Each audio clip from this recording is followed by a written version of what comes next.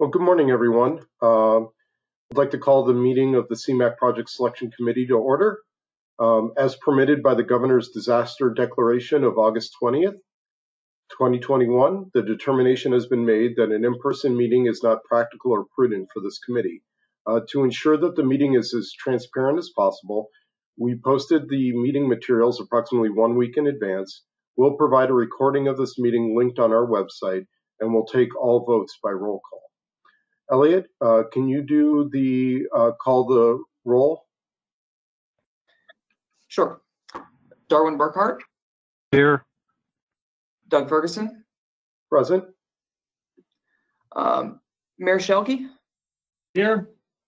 Thank you. Filling in for Mayor Grasso. Mark Pitstick. Here. Chris Schmidt. I'm here. Chris Snyder. Present. Jeff Schreiber. Here. Thank you. Moving on to agenda changes and announcements. There are no agenda changes. Under announcements, I would like to announce that we do have a new representative for the Council of Mayors on the committee, Mayor Gary Grasso from the Village of Burr Ridge. Unfortunately, he was not able to join us today, and so Mayor Shelkey is sitting in his place. We'll probably do a more formal introduction at the next meeting that hopefully he can make it. Do any of the other committee members have any announcements? All right, hearing none. Moving on to approval of the minutes. The draft minutes from July 1st were included with the meeting materials. Do I have a motion for approval? Moved by Shelkey. Thank you. Do I have a second? Seconded by Pitstick. Thank you. Any discussion or changes to the draft minutes as presented?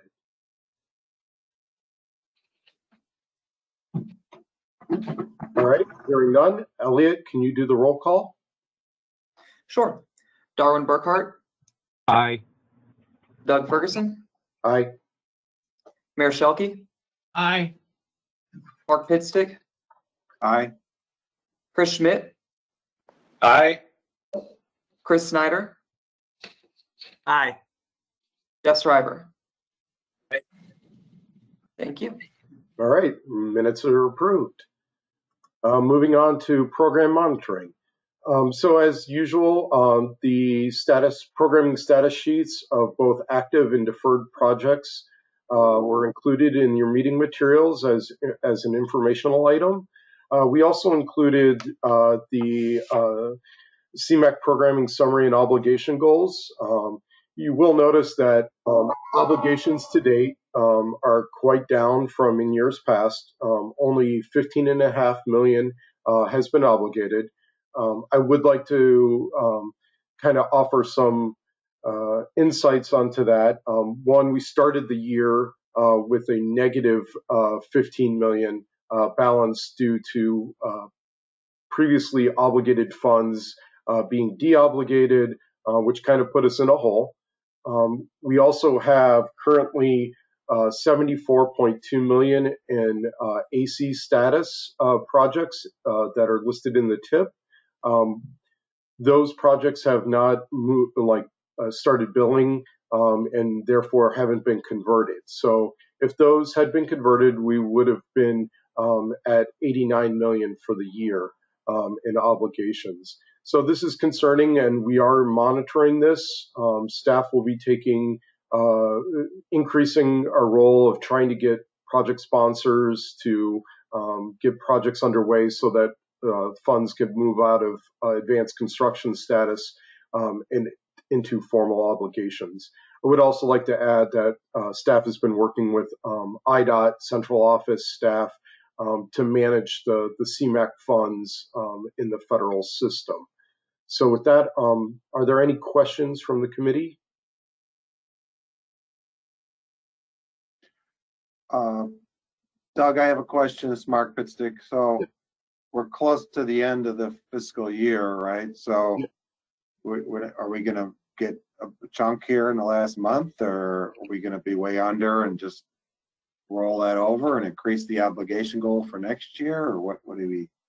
Yeah, so I do believe we're not going to get much in the way of AC conversions. In about, I believe, 10 days or so, the FEMA system will be shut down for the federal fiscal year. So there may be a few more that come in before the end, but yeah, I think we'll be way down for this year. I think part of it is in years past, we've had some fairly large projects that have moved forward. And unfortunately, we didn't have any of those in this year that we're able to move forward. I do know that we're actively monitoring a couple of projects that should be going in 2022 that are on the larger size of things. So hopefully that will help us spend down some of that unobligated balance.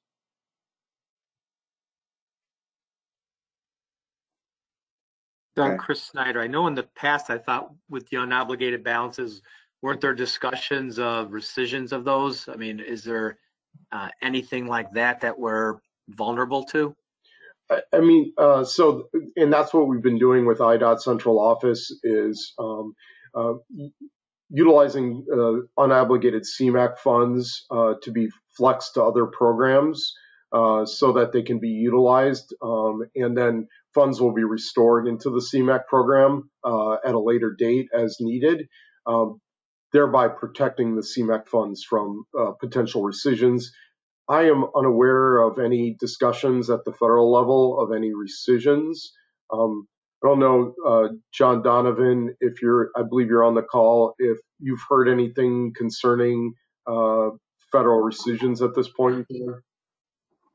I haven't heard anything. You know, whenever you're in a reauthorization cycle, people are particularly sensitive to that as those balances are looked at as folks are making more requests. But I think the shifting of some funds around does put Illinois in a better spot in terms of minimizing that risk of rescissions at this point. So I don't know of anything imminent. I'll make another run at folks and see, but I don't think we have any immediate concerns with that. Thank you. Any other comments or questions?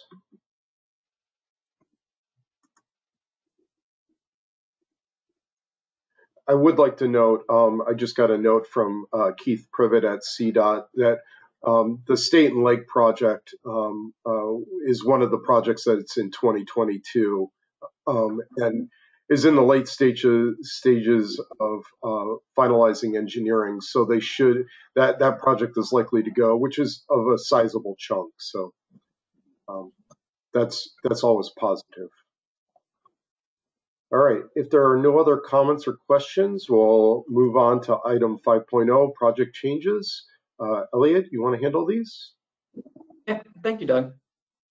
CMAP staff received 10 total change requests.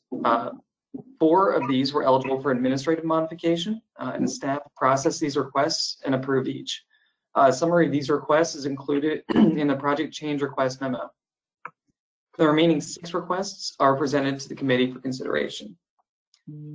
First is Skokie's Grosse Point Road from Old Orchard Road to Gulf Road project.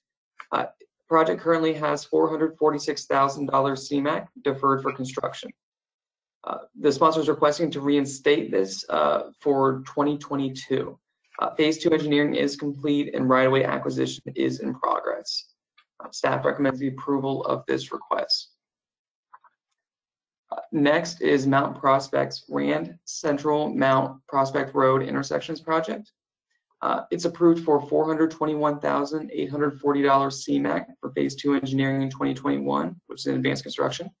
$720,000 CMAQ for right-of-way in 2022, and $4,640,240 CMAQ for construction and construction engineering in 2023. The sponsors are presenting 2 requests independently. So first, they're requesting to advance the $4,640,000 and $240 CMAQ for construction and construction engineering from 2023 to 2022. The project is ahead of schedule and it's planning for the January 22 state letting. Staff recommends the approval of this request. As a separate item, the sponsor also requests a cost increase of $1,519,760 CMAQ for construction and construction engineering in 2022. These additional funds would cover expenses related to waste disposal, roadway lighting, retaining walls, and increased quantities. With the increase, there was no change to the project ranking among intersection improvement projects in the original 2020 to 2024 program. Staff recommends the consideration of this request. Next is Niles Pace Bus Stop Access and Gulf Greenwood Intersection Improvements Project. It's approved for $636,577 CMAQ for construction engineering in 2022. Sponsors requesting a scope change to combine multiple project components funded through several fund sources under one contract. No increase in funds are necessary, nor are existing CMAQ funds proposed to be used for the additional work. Along with this, the sponsor also requests a schedule change to delay the construction engineering phase from 22 to 2023 to allow for the development of the expanded scope. Staff recommends the approval of both of these requests. Fifth is Lake County DOT's Wadsworth Road at Lewis Avenue Intersection Improvement Project. It's approved for $2,786,960 CMAQ for construction engineering in 2022.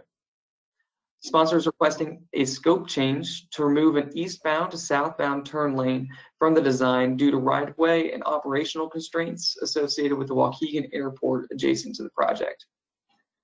The sponsor intends to continue all other work on the current schedule and will construct the turn lane with local funds at a later date. This removal reduces the CMAQ contribution by $280,720 to a total of $2,506,240 for construction engineering in 2022.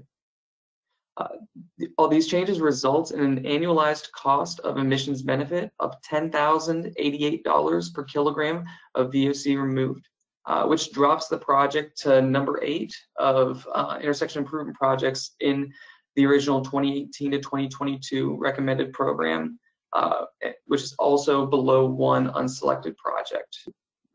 Staff recommends the consideration of these requests. And lastly is the Will County Forest Preserve District's Veterans Memorial Trail Project. It's approved for $48,000 in Tab L for right-of-way in 2021 and $5,305,791 Tab L for construction engineering in 2021, both of which are in advanced construction. Sponsors requesting a cost decrease of $18,516 for Tab L for right-of-way and a cost increase of $669,306 Tab L for construction engineering in 2021. The adjustments reflect the awarded low bid coming in slightly higher than the final estimate. The net result is an additional $650,790 in Tab L towards the Veterans Memorial Trail Project. And staff recommends the approval of this request. And with that, I'll open it up for discussions and questions. Are there any questions or comments from the committee members on the changes as presented?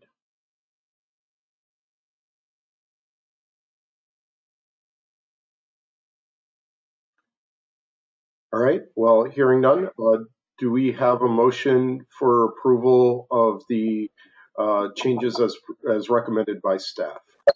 Chris Schmidt, approval. Seconded, Snyder. Thank you. Any other further discussion? All right, hearing none. Elliot, will you do the roll call? Darwin Burkhart. Aye. Doug Ferguson. Aye. Mayor Schelke. Aye. Mark Pitstick. Aye. Chris Schmidt. Aye. Chris Snyder. Aye. Jeff Stryver. Aye. Thank you. All right, the changes are amended. Elliot, did you just want to update the committee on the administratively made changes over since the last meeting? Yeah, sorry about that. There were 4 administrative modifications. One, Skokie's Oakton Street multi-use path project was a schedule change to delay the construction engineering phase from federal fiscal year 2021 to 2022. Second was Glenview's East Lake Avenue Waukegan Road intersection improvement project. Schedule change to delay several phases. Phase 2 engineering from 2021 to 2022, right of way from 2021 to 2023, and construction engineering from 2022 to 2024. The third was Schaumburg's Golf Road and Meacham Road multi-use path project. It also was a schedule change to delay $80,000 in CMAQ for right-of-way from 21 to 22, and for construction engineering from 22 to 23. Last was the Forest Preserve District of DuPage County's West Branch DuPage River Trail Connection project. Was a slight cost increase of $39,000 in Tab L for Phase 2 engineering in 2021. I would like to add a comment on the schedule changes that are occurring. In all cases, none of these schedule changes are pushing funds past the sunset year that they were established when originally programmed. So all of them are still active. Are there any questions on the administrative changes? All right. Hearing none, we'll move on to the federal fiscal year 2022 to 2026 CMAQ and TAP program development. The proposed programs that at your last committee were released for a public comment period from July 1st to July 30th. Staff received a total of 15 comments on on projects and the programs in general. Those comments were summarized in a memo included in today's materials. Based on the comments, staff is not recommending any changes to the program as presented. However, staff does wish to make one change to the CMAQ program. The program that was released for public comment included funding for the Carroll Streams Southwest bike path on page 2. It's about 6 from the bottom. It received funding through IDOT's ITEP program and was not originally caught when developing the program. So we are recommending removing the CMAQ funding for the proposed project in the amount of $333,920. Are there any questions on the staff recommended program or the program as presented?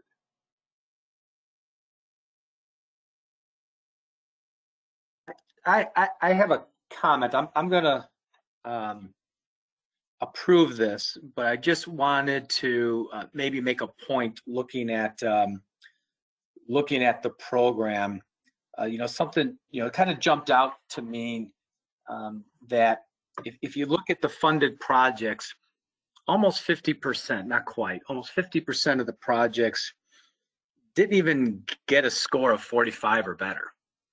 And so the question might be is do we just have fewer projects being submitted? Is the criteria is the criteria appropriate?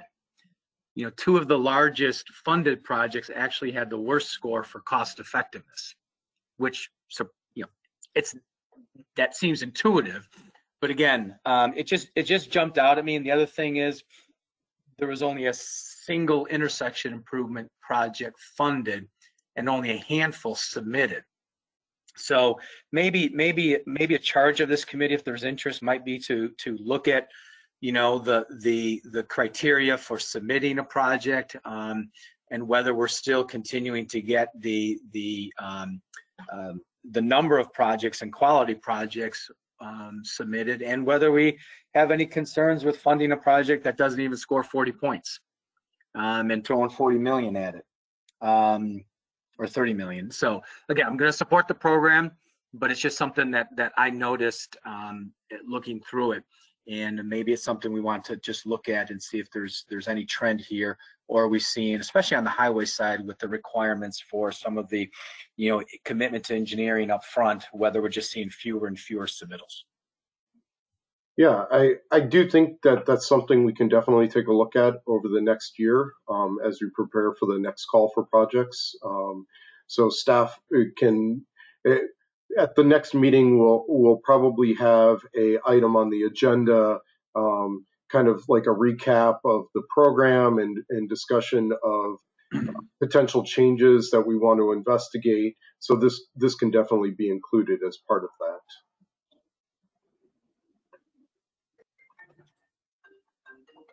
So that'd be appreciated. Yeah. So I would add that, like, as we're like looking at, I mean, one of the things with our scoring system, we specifically designed it so that no project would get all total of 100 points, and that there would be some gradation caused in the scoring so that it was easier to choose from different projects. So I just wanted to make that note, but I think we can have a much more in-depth conversation about this once staff can give some historical background on previous programs and the different project types and how they fell as well. Are there any other comments or questions on the program as proposed? I would add that staff is asking for approval of the proposed program for recommendation to the Transportation Committee meeting on September 24th for their consideration. I'd like to motion that the CMAQ committee recommend to the Transportation Committee approval of the recommended program. Mark Pitstick. I'd like to second that. Chris Schmidt, IDOT. Thank you, Mark. Thank you, Chris. Any further conversation or comments on the proposed program? All right. Well, hearing none, I think, Elliot, will you do a roll call vote? Darwin Burkhart, Aye. Doug Ferguson, Aye. Mayor Shelkey, Aye. Mark Pitstick, Aye. Chris Schmidt, Aye. Chris Snyder, Aye. Jeff Stryver. All right. We have a recommended program to the Transportation Committee. Thank you, everyone. Moving on, next item is the public comment period. Staff did not receive any comments in advance of the meeting. Is there anybody in attendance on the line that wishes to make a comment to the committee? I think the easiest way is if you just unmute yourself and introduce your name.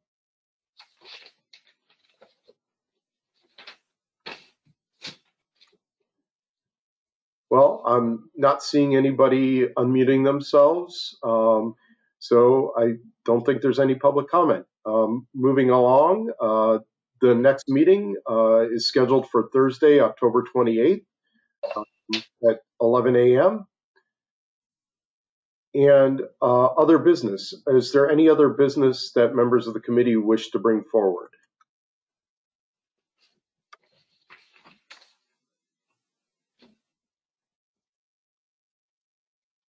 All right, hearing none. If there's no other business before the committee, I call for adjournment. Thank you very much, everybody, for making it out today. Thanks, Doug. Thank you, Doug. Thank you, Doug. Hey, Doug, if you stay on, just curious question. The one that was the Carroll Stream project, I assume then the ITEP funds were more than adequate to cover the CMAQ and the village is aware of that? Yes, we confirmed that with the DPHPF. Okay, just want to make sure. Yep. No, we were concerned about that as well. Yeah, okay.